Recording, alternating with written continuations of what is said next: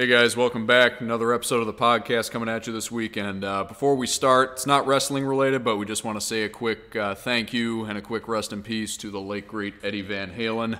Thank you for all the music. I can't. There's so many players out there Eddie inspired over the years. So a definite big loss to the music community. Rest in peace, Eddie. But on to more pleasant things. Let's talk about PPW. 317 and 318. This last weekend we had another back-to-back Friday and Saturday night. Friday night was all Ironman matches for the contendership to Tim Castle's King of the Ironman. Every match in that tournament was 30 minutes, and we actually ended up having a triple threat Ironman match in the end, which I don't know has ever been done anywhere before. And it ended up being Poncho. No, I don't think it has been done before anywhere. Yeah, I don't think so either. Obviously, you guys can drop some info on us if you have anything, if you know anything that we don't. But it ended up being Poncho. Snuck in. Some scummy ass indie outfit somewhere. Yeah, you know, nothing of relevance. With guys who probably blew up at the 10-minute mark. Or ran out of memorized moves. Yeah. So Poncho ended up being your winner in that. Sneaky sneakerson that he is. He ended up picking up a win over Matt Vine and Jose Acosta in the main event on Friday. One hell of a fucking match. It was. That whole thing's available to you guys. By the time this posts, yeah, it will be on Patreon. So that whole taping is going to be at your fingertips here on Patreon. And then Saturday night, Poncho faced Tim for that King of the Ironman. Almost beat Tim. You know, that's for Patreon too, right? Not Pivot Share. Right. Okay. Yeah, so that'll be on Patreon Just too. Just making sure. And then we also had the All Japan Battle Royal where we crowned a new #1 contender. That ended controversially when it came down to Inestra Semsei and Chase Gosling. Inestra and Chase actually laid down for Sem, and he pinned them both with one finger. And at the end, they had a little boys' club celebration. And but apparently, I guess they decided to, between the three of them, they picked Sem for some reason to go into the main to face Jose. Well, I think Sem probably because one part sacrificial lamb, wear Jose down. Two, the kicks. If anybody can keep up with Jose throwing legs around here, it would be Sem. You know what? I didn't even think of that. Yeah. So we had a solid undercard too. A lot of guys from the academy showing their stuff. We had the last match in the Best of 7 series between Matt Vine, who apparently has a grandmother in Cabo, Mexico. You asked me a couple of days ago and I fucked up and did not get back to you yet. Put that on YouTube, that last match of the Best of 7, huh, this week? Yeah, you got it. Cool. So Vine apparently has a grandmother in Cabo, Mexico who was sick, and that's why he wasn't around last week and why D had to take on Chase and Sem by himself for the tag titles. Nah. And then Vine, I don't know if it was desperation or pre-planned strategy, but he snuck away with a win by holding the ropes. There's no pre-plan involved. He's an opportunist. He's an opportunist. He looked up, got tired of the kid kicking out of everything he could throw at him, said, hey, there's a rope right in front of me. Fuck it, nobody's looking. Really good tag team match, Chase and Inestra against Charlie Hustle and Ventura. Those kids really shined on Saturday. They didn't. Yes. They came up short, but they proved they could be a formidable team. I like it. They are intending on honing themselves as a tag team. Good. Yeah, I like it. I like the look of it. I like the moves. I like the fact that they're both decent young guys. Well, and if you looked at the way they worked on Saturday, they controlled a lot of the early goings of the match because they tagged in and out about every 5 seconds and kept each other fresh. They did phenomenal with the size difference and the experience of the other team. Yeah, they understood what they were up against, so they made sure to keep each other fresh with those frequent tags in and out. Yep. Eventually, though, Chase and Inestra were able to cut the ring in half like they do, and that's when it gets dangerous. Yes. And then we had Jose and Sem in the main, 2 out of 3 falls for the title. Fucking great match. It was a great match, and it ended with a double countout. Yes, it's unsettled, but that doesn't. I'm surprised he hasn't bitched about it. That doesn't automatically put Sem in contention, but I shouldn't have said that because now he's going to bitch about it and say, hey, he didn't beat me, you know? Yeah. But if he's not complaining about it, you have to wonder if that's part of the... I jinxed myself. That's part of the plan between him, Chasen, and Nestra. I got to get that thing. You probably can't see it. Oh, that cobweb hanging up there? It's right there. Yeah, we're in the studio. There's like this long, stringy cobweb hanging off the ceiling. Looks like... Going up. I got it! No, I didn't. Like you remember when you're kids and you're wrestling with your friends and like you get on top of one of them, you pin them down, and then you do that thing with the loogie thing where you like drop the spit Wait a minute, string. I fucking got it. Yeah, you did fucking get it. I did get it. Ew, here it is. Oh, you asshole. Oh, don't put that shit on me. Ah! It's still on me. It wrapped around my Look, it wrapped around my shit. Probably covered in Corona and SARS and God knows what else. There's the rest of it right above you now. You know what, I'm going for this one then. Maybe I should get a broom, huh? Yeah, maybe. I don't know where these are coming from. It's like a hair. There, you got it. It's like an old Halloween decoration or some shit. Fucking my luck, I'll inhale that fucker. You know. There, it's behind you, see? Look at Jesus. Floating to the ground like a special effect. It's like on my shoulder. See that? You know, this shit reminds me of fucking Fantasia, that opening sequence. Oh my God. So before we get to Ian's question, let's go ahead and tell him about the fucking rat. Oh. So let me precurse this as this. We don't have like a fucking rodent problem here. The building isn't that decrepit. The problem is that we're between a Mexican restaurant and the grease trap and the dumpster for the Mexican restaurant. Mexican restaurant's on one side, and you know, nothing wrong with it. Got good fucking food. The tamales, these guys go batshit for. But anyway, the other side is the dumpster and the grease trap. So, what was it, 5 years ago? 4 years ago? Somewhere around there. It was in the winter, that's all I remember. I noticed this prick was, I noticed we had something gnawing on something in the, something. It was gnawing on something. He says, we got a fucking rodent, you know? And, well, the smell too. We started to have a stink. No, this is before that. I'm going from the beginning. I knew he had something, but I didn't fucking know what. Then all of a sudden one day, this prick was running, you could see him running from one end of our building across our roof over to the restaurant, you know? And I'm like, look at the fucking thing. It's 3 pounds, you know? It's like a fucking cat. White belly, too, which is weird because that kind of indicates domestication. I don't know. But anyway, this motherfucker, you know, this was a stop for him. He wasn't hanging out here, you know? He was surprisingly ballsy and obviously not rabid because he was here for, you know, a couple months. So, couldn't see the bitch. Tried 2 or 3 traps. He fucking no success, you know what I mean? So I put down some decon. Is that what they call it? Decon. Yeah, the rat killer. Poison. And I noticed just like 2 nibbles off it. And all of a sudden, I forget about the guy. He's, you know, out of sight, out of mind, you know? So then we're in the back, and I'm like, we had this giant TV.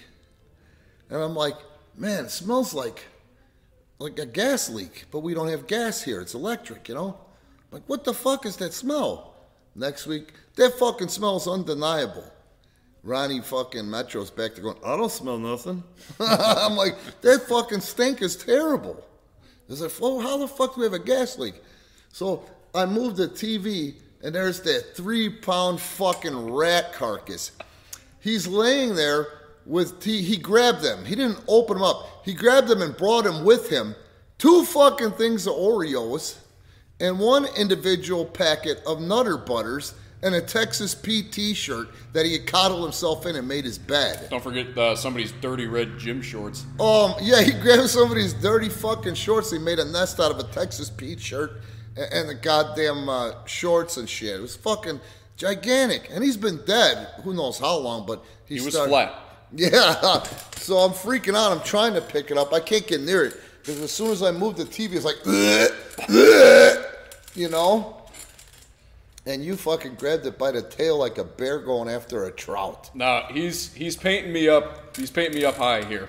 I grabbed the grocery bag. What I did was I grabbed the grocery bag, slung it over my hand, picked him up with that, turned it inside out, and tossed him in the dumpster. We've seen no vermin since, but goddamn, I'll never forget that one. You know? Oh my god, that was horrendous. Yeah, I remember I started calling him Frankie because it sounded like a mobster, Frankie the Rat. Well, Andy says, oh, I guess he couldn't wait for FanFest. Yeah, he goes, he wanted to get his Texas Pete t-shirt early.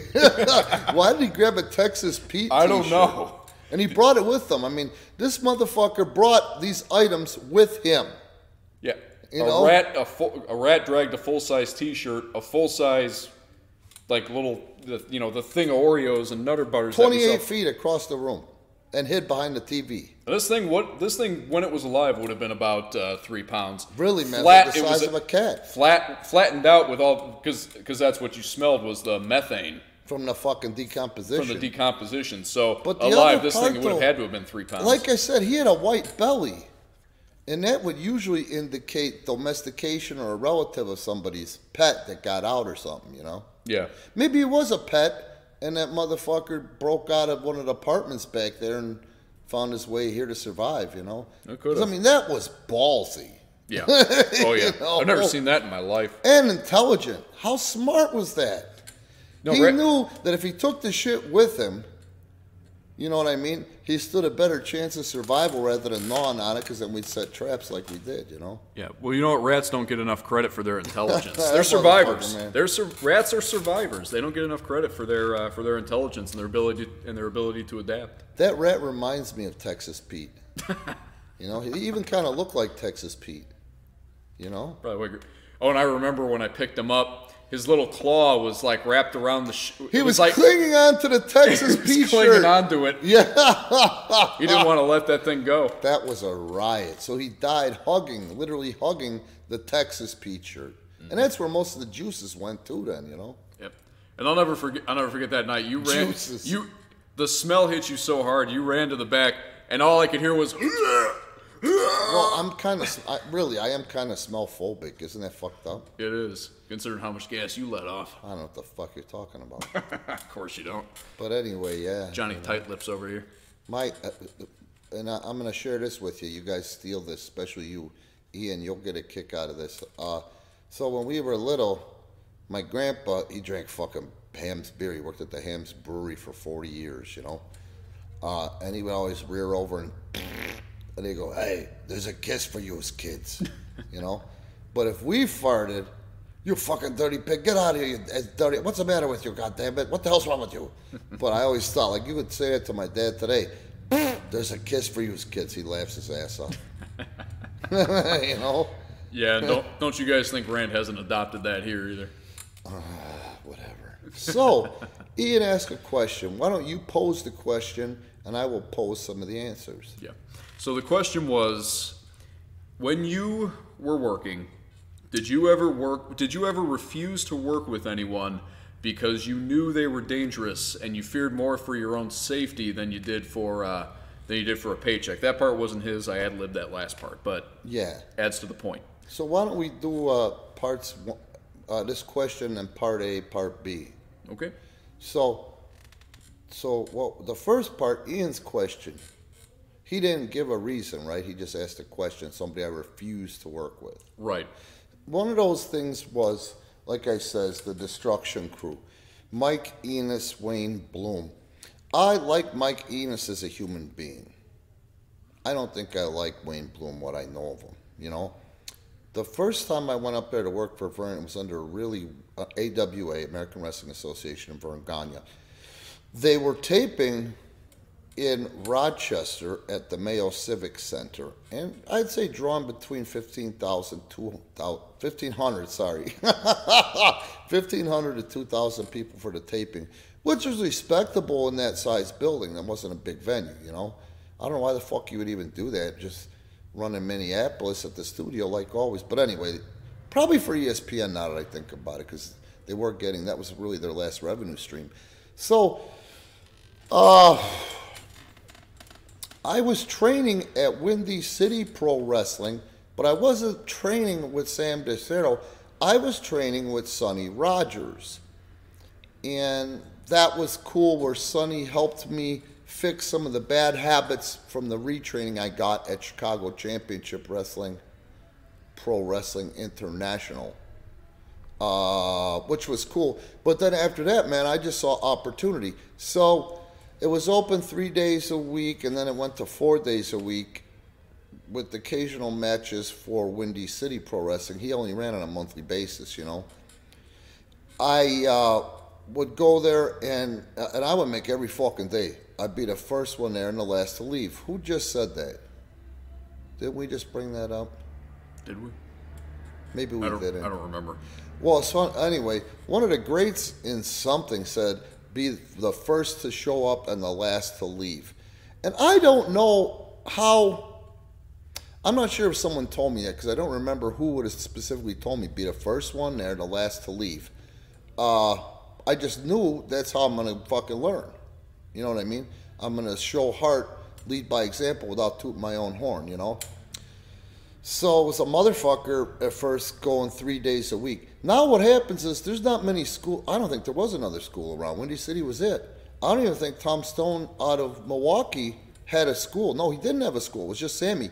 Yeah, because then what happens is you started getting guys down from Milwaukee to work out in the ring, the guys that were serious, like the Texas Hangmen.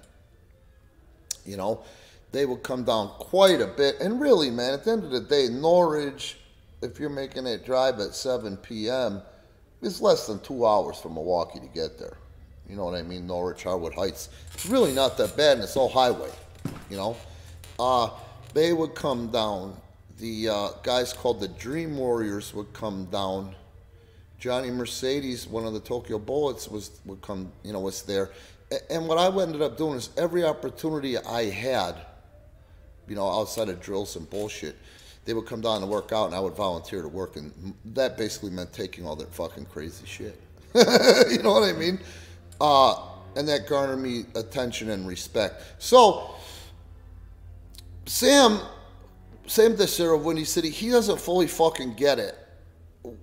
He got a call from Greg about booking guys to go work in Rochester for AWA's TV, okay? This motherfucker thinks that he's got a working relationship with AWA now. You know what I mean? That wasn't the case. He was calling to say, I need extras for my fucking TV. You know what I mean? The problem was the 4 or 5 other guys that were going, other than me, the 4 or 5 other guys that were going thought they were going to fucking get put over on Vern's TV. Mm-hmm.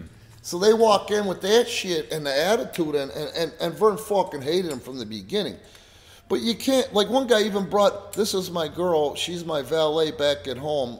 Will she be working tonight? You know what I mean? Shit like that. Like, motherfucker, you're going to put this prick over in 5 minutes. What are you talking about? I mean, can you imagine going to Vern Gagne with what I've told you or what you know or what you read about Vern Gagne and the whole thing about realism and beating the shit out of you until you come back, and if you keep coming back, then you're worth this time to train. You know what I mean? These motherfuckers were doing that shit, you know? So, I believe in my heart, Sam DeCero hates Italians. You know, he don't like Italians. I could already feel the negativity from the fact that if anybody was to work with the Texas Hangman, Mike and Frank, they were both over 300 pounds at the time. Everybody was afraid. I'd be the first. I wouldn't even raise my hand. I'd just fucking go, yes, sirs, you know, and go in the fucking ring, you know. I could feel the, I'm going to say jealousy brewing already, because they thanked me and beat up my ass for letting them fucking kill me. You know what I mean? But I knew somehow with these guys that fucking working with them are going to give me back my body in the condition I gave it to them. Right. I knew they were fucking professionals. You know what I mean? But I guess you get respect for taking that chance, not knowing for sure and being that green, you know? And the fucking work ethic, dude. I mean, you know, let's say there was an hour of matches in that ring, I would have been in there with guys mostly taking the bumps for them for 45 minutes of an hour. If there was a 3-hour camp, that's how it was. It wasn't that I was cock blocking, but nobody wanted to do those things. You know what I mean? They never hurt me. But of course it hurts. You got to get used to that shit, you know. So he had 4 or 5 that were supposed to go, and somebody couldn't make it, so I ended up being the write-in candidate. You know? So I'm watching him tell everybody else what they should do, what they should expect, and I don't know shit about shit. You know what I'm saying? But I hear him telling them, and I believed it too, that they were going to go over. They were going to be put over on this motherfucker's TV, you know? And that was ESPN, which was a big deal at the time. It was second to WWE's USA deal, second to TBS, then it was Vern, ESPN, 5 days a week on ESPN when you got home from school, so people were watching. So I get there, and I kind of figured out, you know, I'm like I've always said, I shut my fucking mouth until spoken to, because I see what's going on here, and I see other people, like these poor guys, getting annihilated and branded immediately, you know. And the thing is, the proof in that is, I always got asked back. I mean, Greg was asking me to go when I was getting to the payoff of the story, Ian. He was calling he was calling me himself, which he didn't do. He would call like a Stone or a fucking Sam and say, I need this many guys for this date, you know. He would call Stone and I'd say, nah, I'm not going. Stone called me again and say, Greg really wants you. I says, well, tell Greg to call. As a joke. Well, motherfucker called. You know? So after doing this for a year, the first time I went up, I worked with Larry Zbyszko. That was my first match. And that was great. That was just pure luck. Maybe my size. I guess out of the guys that went, I would be the best candidate just by appearance and gear at the time, you know? And the fact that I was the one with my mouth shut. You know what I mean? So as I go to work with Larry, Larry's fucking great. He goes, look, tell me, what kind of stuff do you do in the ring, kid? You know? And I'm like, and then before I can open my mouth, he goes, and don't give me this, whatever you want me to do, sir. You know? I was like, and he says, listen, I'm the champion. I'm the one that's got to bear this cross of the AWA belt. Ha ha ha. So it's got to look like I'm beating someone. So what do you want to do out there? You know what I mean? I was like, wow, that was great, you know? Fucking cool. A great match. Then I got to work with this cat who I got put into a rib. So I worked Larry, and then somebody fucking botched. Somebody fucked up. Now remember, I'm not going to blame the talent that was there because they went there thinking they were going to fucking be crushing someone and going over. You know what I mean? But 2 of them really fucked up. You know, they couldn't transition and wrap their brains around the fact that 3 minutes with Brad Riggins. You know what I mean? They couldn't get that fucking concept because they've been believing for a month. They finally made it, you know?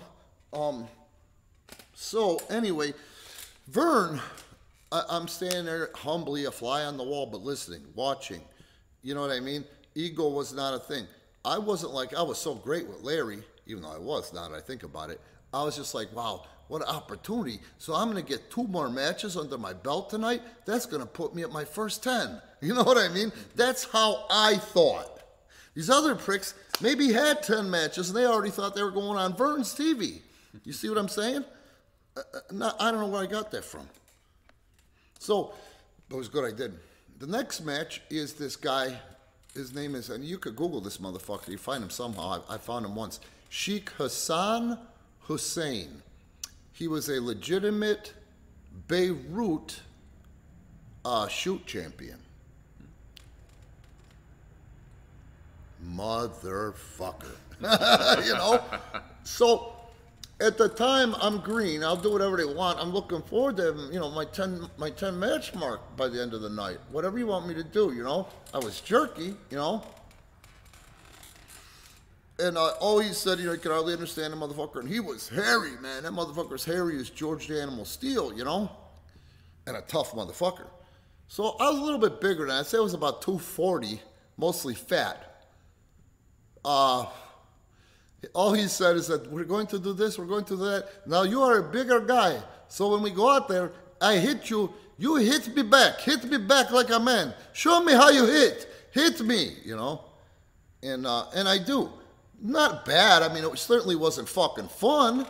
But that's when I started learning if I come back and my teeth aren't chipped, my nose isn't broke, my lip isn't fat, and none of my joints hurt, it's all part of the game. It's pro wrestling, not motherfucking chess or checkers, you know? So the thing with him is, this is so funny, they ribbed him. He wasn't what they thought he was going to be. Vern was looking for another Kaz. At the time, Bruiser was using another Kaz or Iron Sheik, a shooter called the Great Wojo, who just couldn't make the transition. He just was a joke. So he was looking for that, and this guy, he just didn't see it, and the rib was on, you know what I mean? They pursued him, they got him there. Johnny Valiant helped get him there, but he wasn't what they were looking for, you know what I mean? So they decided to rib this motherfucker and kill him off, okay? His finish is a Jimmy Superfly Snuka off the top onto me while I'm laying on my back, you know? This motherfucker sailed and he nailed me.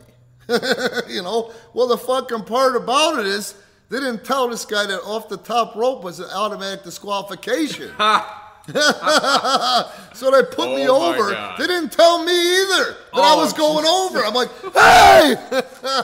So I survived this match, you know, and I fought back. It was a fight for my life, but, you know, I've been fighting for a long time like real fights, so it's not that big a deal, you know. You punch me in the fucking center of the head, this guy, it hurts, but it's no picnic, but I'm not going to be, I can still drive and shit, you know what I'm saying? He hit me hard, I hit him hard back, you know. I didn't take it personal, but then when I see this motherfucker figures out the rib when the referee raises my hand, I go, shit! You know, so I go back to Selwyn and I roll out of the ring.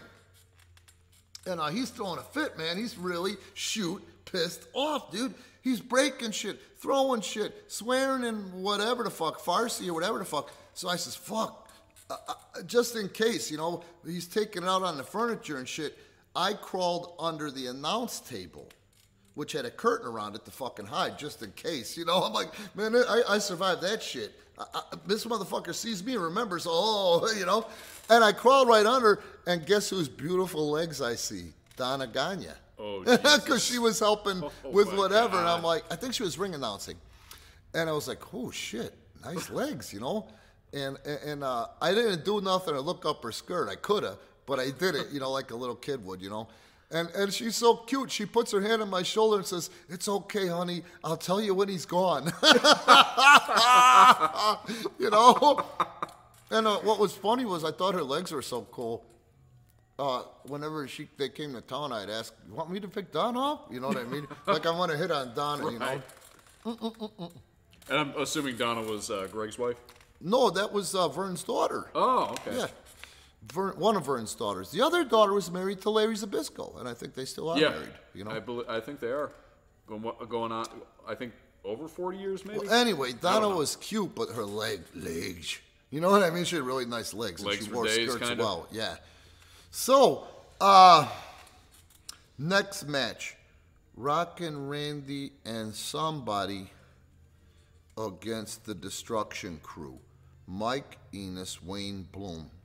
Yeah, and you fans of the WWF in the early 90s, you know these guys as the Beverly Brothers. Mm-hmm. So, I don't know nothing from nothing. I mean, I'm fucking green. Like I said, this is my 10th match. This is a mile marker for me. And they were trying to get them over. There were guys that were trained by Brad Rings that didn't fully get smartened up before their first match. And this was in their first three matches, you know. They were bigger. Enos was really big. Bloom was really big. Enos wasn't so big, but he legitimately won a strongman competition. Now, if you get into strongman circles, they don't like him either, and they say, fuck, the only reason he got in there is because he's the only guy small enough to be able to get a full grip on the bar for whatever the fuck he won. You know what I mean? I didn't ask for that shit, but, you know, you could tell he was the dick of the bunch. So, you know, I'm green, man. Like I says, they go in there and they get lost, so I just start doing what I've been doing. I take over and start working, you know. Well, I'd taken half the match, you know. Not because I was trying to steal from them, but because you can't sit there in a hold and be scared and lost. This probably was their first TV taping, I don't know. But anyway, they asked me if I would take the Road Warrior finish. Well, I'm going to say yes to anything. I'm fucking green. You know what I mean? I'm grateful to be there. This is my first road trip, and I've got 3 more matches under my belt in one night, of course. So I didn't think about the motherfucking math, dog. I didn't think about the fact that these ain't no motherfucking Road Warriors. You know what I mean? So, you know, the Road Warrior finish. You're on one jag-off shoulders while the other jag-off is coming off the top rope trying to deliver a stiff clothesline. He's got to deliver a stiff clothesline, and the other guy has to throw you at the exact same time so you land safely. The Road Warriors never hurt anybody with that. The only time they hurt anybody with that is people that were afraid and fought them. You know what I mean? If you just go with it, you know what I mean? So I knew and felt their timing's off. So what I ended up doing was a moonsault with a corkscrew off of the shoulders and protected myself and landed on my front instead of my head or my neck. You know what I mean? I turned a piece of shit into an outstanding fucking crazy bump. You know what I mean? And it was so cool because they used it on the intro of the show for years. Oh, nice. That bump, you know. And I come back from that, and Greg was up my ass personally. First of all, are you okay? You're fucking good. So Sam told me before we went, he told all those guys they're going to get pushes and all that shit. And I go, is there anything you need me to know, Sam? You'll be lucky to work. You know what I mean? Christ. So it was really cool. That's when I first started to figure out how to act and see how it would come back to me, you know. So I went up there 3, 4, 5 more times, 6 more times. I don't know. I went up there a lot for a year. You know, I said to myself, well, I can do these AWA and WWE jobs for a while because I got to get my name out there. It's paying dues. Everybody does it, you know. Well, you hear guys, indie guys going, they don't want to do that because they don't want their friends and family to see them doing jobs. And it's like, how the fuck are you going to learn this industry? How are you going to say you're a wrestler if you wrestle once every month or once every 6 weeks? It's the same thing Chicago-style championship or Chicago-style wrestling does now. It's the same shit. It's the same thinking. That's where they were. Steve Boz was trained from, was with Sam. And I'm going, well, fuck you, you know. As a result of me going to AWA, you know, every time I go up there, I try to find another way to get over and do something, you know. And when I did, I would get a compliment, and I'd be like, wow, okay, I'm going to try this time. I'm going to try this time. So one day, 10th, 12th, 15th time I go up there, Pat Tanaka was there working with Paul Diamond, his Bad Company, and Diamond Dallas Page was managing him. And I says, well, you fucking nothing ventured, nothing gained. Pat comes up. Finally, they ask us to go to the club after, and I go. It's right outside, downstairs, whatever. It's not far. And he puts me over for this thing. Oh, that's where I had, man, fucking, I started having guys, dude, Nick Bockwinkel will come up to me and tell me that I have the makings to be one of the greats. Stick with it, you know? Shit like that, just from the little fucking shit I was doing, you know what I mean?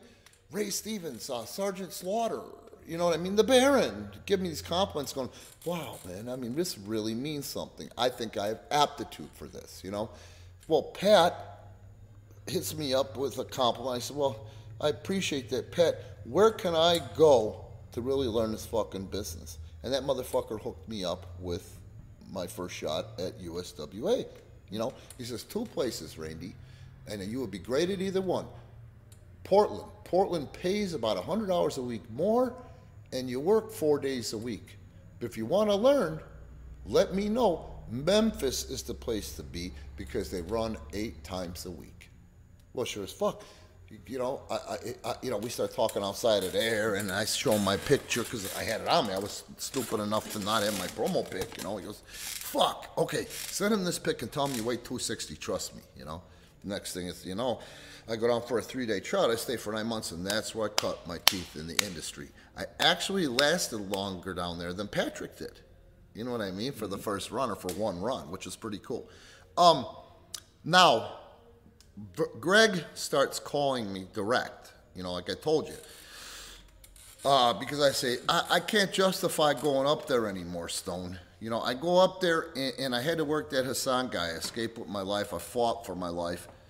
I got lucky, you know. Then they put me against Mr. Saito, his first match out of prison, after him and Kenny Patira got locked up for beating up all those cops. He hadn't been in a ring, man. His first match out of prison was against me, and his tag partner was this big 7'5", legit at the time, Aki fucking Bono. You know what I mean? No English.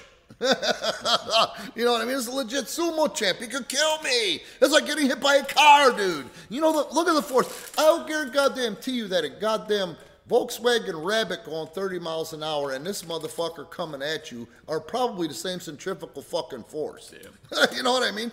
But it's okay. I escaped, and I even got Saito came at me quick and picked me up like I was a child, hugged me. Thank you, good job, you good boy. You know what I mean? Like, shoo.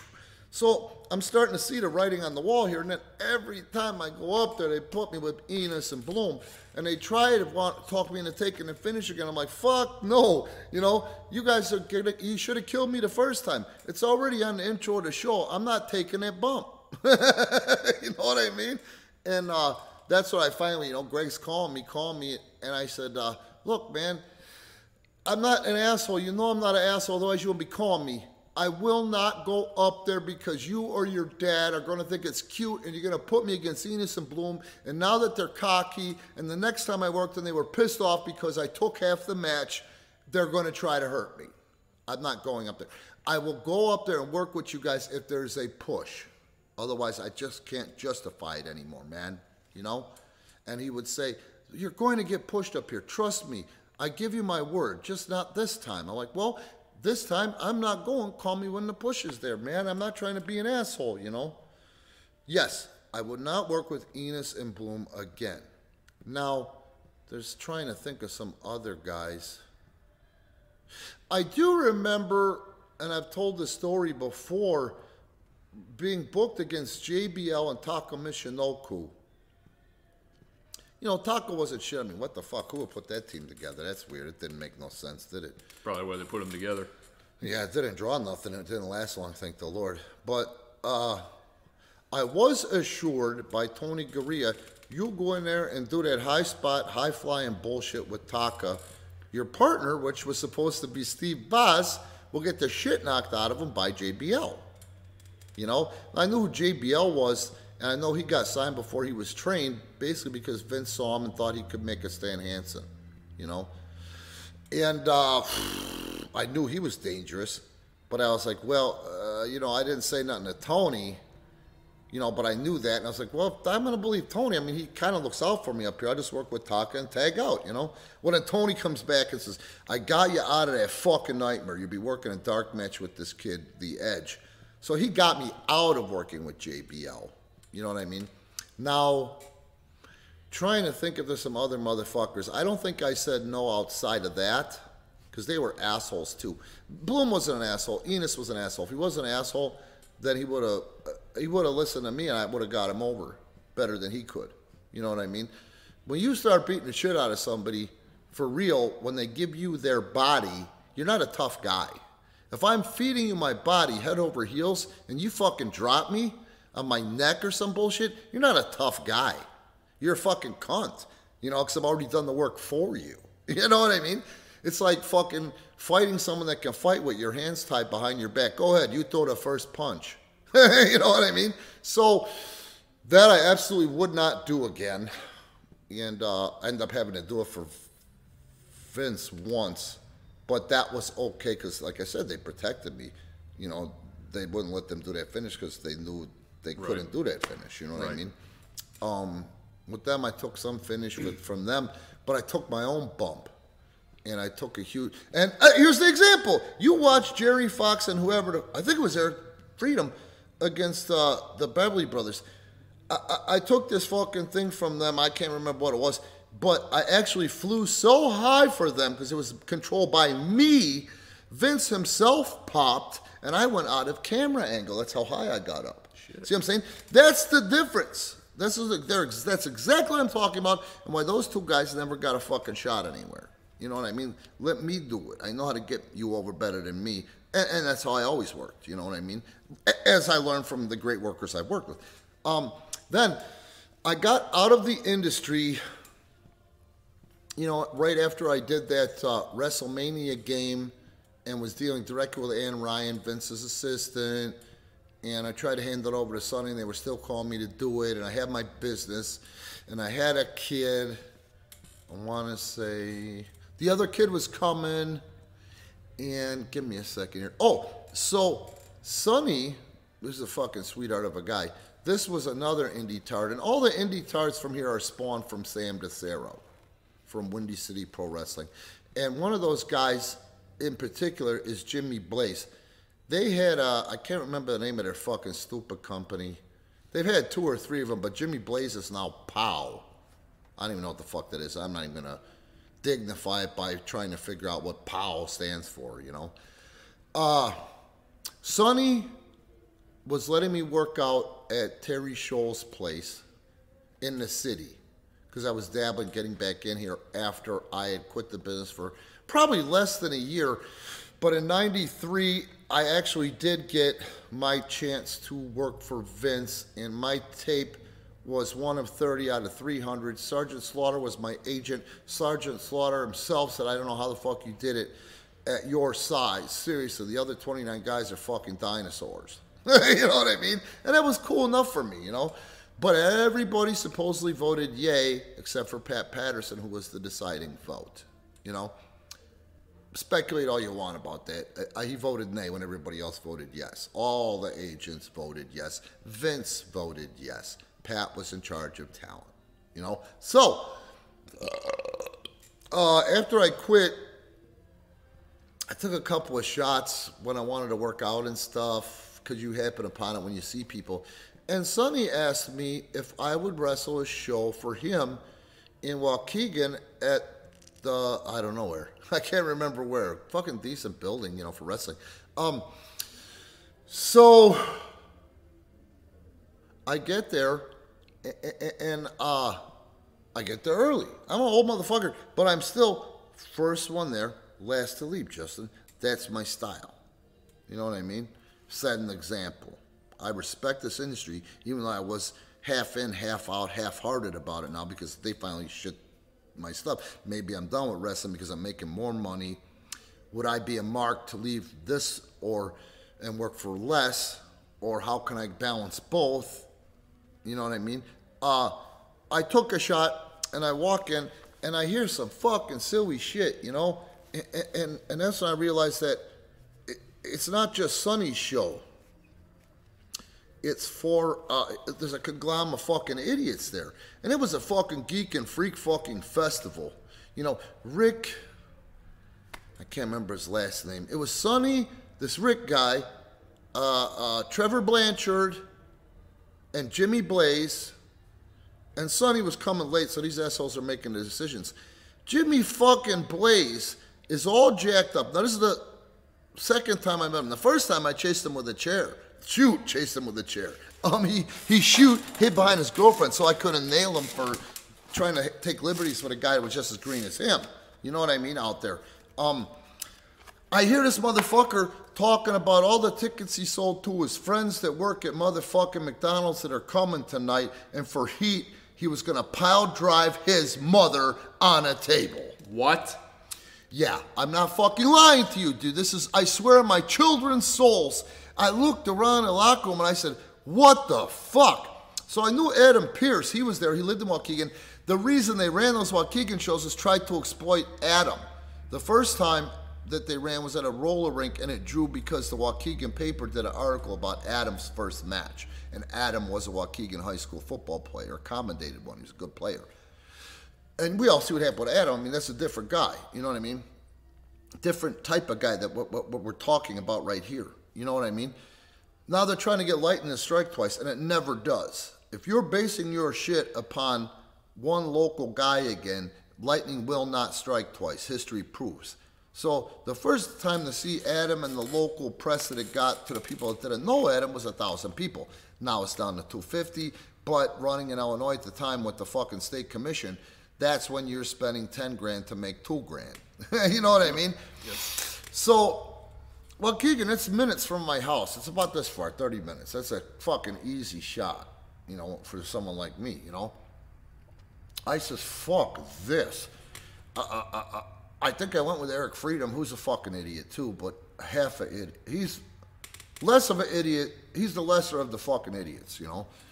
He's a mark for himself. He's not stupid, but he chooses to be a mark for himself when there's nothing there. He'd rather be a mark for himself and talk about how great he is and try to be a short, fat, ugly luchador rather than go to the fucking gym because he has some athletic ability and half a clue. He's just a fucking asshole when it comes to being a mark for himself, you know. What he sees in the mirror and what everyone else sees in the mirror is nowhere near the same thing. You know what I mean? So I'm watching this motherfucker, and I overhear this, and I go, wait a minute, what? Are you fucking... Adam, I'm leaving. I'm going home. I can't be a part of this fucking bullshit. Tell Sonny I'm fucking sorry. Call me tomorrow and I'll explain myself. I gotta go. So as I'm leaving, Sonny's coming. I hug it out and go, yeah, man, I gotta go home. Why, what's wrong? Something wrong with the kids? Nothing's wrong, Sonny. I'm sorry, I can't be a part of this shit. You know, I thought I was working for you. And he goes, what's the problem? What's the problem? Just talk to me. And I go, that fucking retard in there is talking about getting heat with his employees at McDonald's and pow driving his mother on a table. He goes, what? Which one? I go, that firefighter, fuck. Now, he was calling himself Firefighter Jim or some fucking stupid shit. And that motherfucker was a pasty cocksucker and fat. Fat, man. He was like Patrick, but from SpongeBob, but pale as fuck. Like whiter than motherfucking milk toast. And he goes, don't leave. I'll handle it. So I ended up staying. I think, I don't know who I worked with, Danny Dominion or something. But that's when I refused. I was going to leave. And it wasn't, Ian, because someone was going to hurt me. It wasn't even somebody I was working with. I can defend myself pretty good at that point. But just the fact that it hurt the business like it would have, you know. And this guy later goes on to be Powell, which just because he outlasted the other indie tards that ran, people gave accolades to as far as indie fans go and quote, Chicago wrestling, end quote. But he's a fucking idiot. And that's as far as he was trained when he was training other people. That is his accolade. This guy who owns Powell and shit wanted to pile drive his mother, not through a table, on a table, because he was shaking the table going, do you think it's going to be okay? Will it support us both? Oh, I'm going to get all kinds of heat when my friends that works at McDonald's with me. Jesus Christ. You know? You know, we had a fan who came a few years back, and on the way out, I was standing by the door, and he was like, I got to tell you, you guys do a really good job here. I went to a POW show like over Halloween, and they, you know, right before the main event, they had a costume contest where they brought all the little kids in the ring and this and that and tried to paint themselves as family friendly. And then they said, and then the main event was a bloodbath. It kind of goes back to what you were saying. It was like, you know, the heat, the cheap pops, and it's just like, that's what separates pro wrestling from indie wrestling. Wrestling. I'm not exaggerating. I'm not exaggerating this one fucking bit. You know what I mean? Now, I don't have a reason to doubt you. Yeah, so that's the kind of shit that I do now, you know. There's been a few times I've been out there where I thought, I don't know this motherfucker. Never heard of this motherfucker. So I remember one time in particular where this guy said he trained in Stu Hart's basement. Well, he looks like fucking shit. So that doesn't make any sense to me. No. I don't see Stu doing shit with this guy. And then we get in the ring and it's obvious he hasn't been. So I was just something stupid like a battle royal. He starts shooting at me and go, you motherfucker. Bam, bam, bam. And shoot, threw him out over the top. So it can be done. You know what I mean? But I can defend myself in those situations, and I know at the end of the day how to control somebody in there so they can't get up and hurt me. You know what I mean? Yeah. I would never work with Sid Vicious again. You know, he broke your ribs, didn't he? No, he didn't break my ribs. So I just worked up there, and I put the match together, and it was great. Now, in the South, there were the Carolinas, there was Georgia, there was Alabama, and then there was the Mid-South. There was the Lawler territory, the Jerry Jarrett territory, you know, which spawned up into parts of Indiana and Kentucky and Missouri and down in Arkansas and Mississippi. You know what I mean?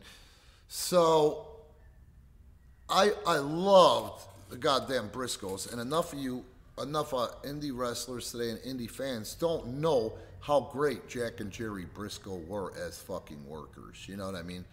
Outstanding fucking hands and did a lot for the business and drew a lot of money and are very responsible for fucking a lot of young talent developing. Ricky Steamboat, for example, has their thumbprint all over him. You know what I mean? So Jerry was an agent at the time, and they were trying to get Jesse James over. You know, Brian James, Bullet Brad's son, the guy from DX, you know. Road Dogg. Yeah, Road Dogg. Excuse me. I knew that. I just forgot it for a second. So, long story short, it was weird. He was the nicest guy in the world, Justin. I could see why they liked him. But this was him transitioning from roadie to a performer, you know? And they were doing so much, it was kind of a big deal at the time because they actually brought in Honky Tonk for a special appearance to give him his special Honky Tonk guitar. It's supposed to be passing off the rub to him, right. You know what I mean? So they obviously had plans for the guy. I know this, and I'm like, Jerry, you know, I got a chance to get over with fucking Jerry Briscoe, man. You know what I mean? Yeah. I can work, you know? And I know that he'd heard of me, but we never had direct contact because he was not Carolinas, mostly dabbled in Georgia and Georgia Championship Wrestling when I was in fucking grade school. You know what I mean? Maybe before that. They were great, dude. They were doing things back then that fucking guys today would say, that's so innovative, in the fucking 60s and 70s. You know what I mean? So it was cool. He trusted me, man. He fucking gave me the fucking Pope shit and said, have at it. Well, we went out there and we got the shit over. It was fucking really cool. It was a good match, you know? And Brian is such a humble motherfucker, so appreciative. Even though he was drinking and using all that shit, he was on the onset of it, he was still a decent human being, you know? So, Chief leaves, Chief puts me over, and Chief never put me over. I knew Chief liked me, but he would never gush about anybody. That was Chief. You know what I mean? You got guys like Ole and shit. Ole thinks everybody is the shits except for him and Gene. Or Lars. You know, some of us are okay. Arn was okay. But everybody else is the shits except him and Lars Anderson. You know what I mean? Now you got Chief, everybody's the shits except Chief. You know what I mean? The rest of it were okay, and if you didn't hurt him, you were okay. But he'll never gush for anybody. You know what I mean? That was Chief's shit, you know? He was great because if you fucking got stiff on him, you'd win by count. He'd say, fuck this. He'd walk right out. But he was so over, junior and senior couldn't do shit about it, so they'd say, don't fuck with him. Right. Work with him. Listen to him. He calls it. You know what I mean? But in a business where the heels were calling it, you know? Yeah. Because he was just so over, and he had a great mind. He knew how to get that other asshole over without fucking killing himself or the other guy. You know what I mean? That art form, wow. If you replicated all of Chief's shit today, it would get over because the fans have never seen it. You know what I mean? So, let's go back to the bullshit. Chief put me over, you know? And what's funny is it wasn't a big deal, even for WWE, as they made it. Because that's what we did in the territory. See what I'm saying? Memphis had a whole different spiel. Those guys are working every night, but they didn't have to improv and call it on the fly like we had to in Memphis. You know, they shared locker rooms for the most part, you know, for WWE. Go to fucking Madison Square Garden, there's no separate locker rooms and shit like that. They would get over. People thought it was real, but they did not protect the industry like they did in Memphis, especially up till 1992 or whenever the fuck Lawler went to work for Vince, you know. So it was nothing to me. It was second nature. I did this. Sometimes I would do this for a month with different guys. You know what I mean? That was my role down there. This guy could work. Put him with this one or that one. Put him with the other one. You know what I mean? What did he show me? The wrap it up sign? Yeah, I'm gonna. All right, so I'm gonna finish. We gotta get to the conclusion here. I gotta be the heel and pull the plug.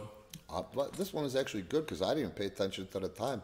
So, Chief leaves. Everybody leaves. There's one more match on the third taping. It's supposed to be Al Snow versus Sid Vicious after Sid did the job to Shawn. I say, no, I already worked. Chief says I can go. Oh, please, bro. You're so great, you know. Al Snow's being a pussy and he's claiming he's hurt. Please, you know, can you put me over? And I go, I don't know about this. You know what I mean? So I go, okay, man, I'll do it. But here, just fucking touch me like this. I'll fly. If you fucking if you hurt me or work snug, you ain't going to get over it. It's going to be the shits. Well, this is a prime example of what I was talking about. He wanted to do this thing where he press slammed me at 6'7". So I'm 6'1". So when I get up there for you, I get up light. And I get up there. So I'm dropping from at least probably over 8 feet, because look at how long, my arms are. I got a good reach. I'm pressed. My motherfucking ass is up there. He's supposed to drop me on the guardrail, and I protect myself. You know what I mean? So I fly for this bitch. Justin, he jammed me. So I couldn't take my own bump. I landed on my short ribs and compressed my ribs on the goddamn guardrail. Oh. And for the first time in my life, I coughed up blood when I went back there, and Adam Pierce looked at me. I coughed up a fucking blood clot. And later found out, because I had to go for an x-ray because it really hurt the next day. It's a rupture of a vein in your fucking, not your solar plexus, your diaphragm. So I ruptured that shit, which is the equivalent of impact that usually happens in car wrecks. You know what I mean? So I would never work with that motherfucker again. There was time I actually stayed up for a year thinking about how I was going to get back at him, because he never went. He was fired from that point. Did you know that? No, I never worked for Vince again. No, I know he went to WCW. I didn't know he was fired. Well, Chief called me the next day and said, "What the fuck happened after I left? Why did you say that? Why didn't you say no? The guy's a fucking idiot." But who fucking helped talk me into it? Fucking Steve Lombardi. Huh. Bro. So, and they were fucking. He was a jock sniffer for fucking Sid. So, as I'm thinking about, man, someday, I heard from people even before that Sid's a fucking pussy. And let's think about this. How much smaller was Arn? He's shorter than I am. And how old was Arn when they got into that fight? Sid was getting his ass kicked, and Sid grabbed scissors to defend himself. But here's the thing. If I'm afraid to grab scissors in a fight, you know why? Because I'll fucking kill you, Justin. Mm-hmm. That's what's going to happen. Nobody got killed. I don't even know if anybody went to the fucking hospital. And if they did, it was just for a couple of stitches. So, I want to say even Jerry Lawler told me he was a fucking pussy. And if I got up in his shit, I'd knock the shit out because he got no fucking tolerance for pain, So I'm a fucking head case, okay? Truth be known, I fucking was thinking, how am I going to get this guy back somewhere? WCW, he ended up there, you know what I mean? I started working at WCW, like, man, maybe I should say I could work. I'd love to put this guy over and then fucking do some shit to fuck him up, in the ring. Like when he goes for the power bomb, just fucking scissor my legs and hang on to his fucking head and snap his neck. You know what I mean? Well, I'd have to do shit, because look what happened to that bitch when Karma hit. You know that bump I'm talking about, and I encourage everybody to go to it. This fucking unathletic cocksucker, and he was unathletic. He looked great, but he was an unathletic cocksucker. I ain't afraid of him now. Till I seen his ass, a big fucking. He's an old prick. I bet you I'm in way better shape than that cocksucker is right now. But anyway, he snapped both the tibia and fibia, man. That was awesome, and I was just like, okay, I don't have to do shit. God got him. Mm-hmm. So yeah, those are the fucking boundaries of the bullshit, and I think they're pretty respectable, and says a lot about me saying it out loud. I'm kind of gay for myself at this moment, because it's really the only times I've really done that is for the integrity of the business. In part, it's my biggest motivational factor, and I didn't want to go up there and put over the goddamn Destruction Crew. And I told them, anybody on the roster that I can outwork. I'm not going to go up there and put over Tommy Jammer. Tommy Jammer. I'm not going to go up there and put over DC Drake and, those tards that were in there at the end. All right, that's it. Yeah. Well, so thanks, Ian, for sending the question. You actually gave us our content this week, so we owe you. Yeah, thanks for fucking reminding me, man. And thank you guys for tuning in again. Again, sorry we got to cut this short, but no, I got to get to therapy. How long is it? We went an hour. That's good. But I feel like you had a lot more. But you know what? We can cover. We can maybe cover Part B next week. Brother, we're good. I think we got enough out there. Please, man, give us questions. That was fucking refreshing as a fuck. And I might be able to phone at 1 today. 1 to 2. Okay. So I've been still doing that phone shit, which I'm grateful for, man. I don't want to fucking drive if I don't have to. All right, so thank you guys, and remember this Saturday we're back. Just Saturday for the rest of the month, and then next month we'll have our next Friday taping. Yes, and stay tuned to all the bullshit because I'm going to put together the undercard. And you guys have 6 Ironman matches that are going to be at your disposal this week on Patreon. You got the 5 from Friday, and then you got the King of the Ironman from Saturday between Poncho and Tim Castle. That's going to be exclusive here. Content coming out of our ass for you sideways. So thank you guys again, and we will talk to you next week. Boo-boo to you.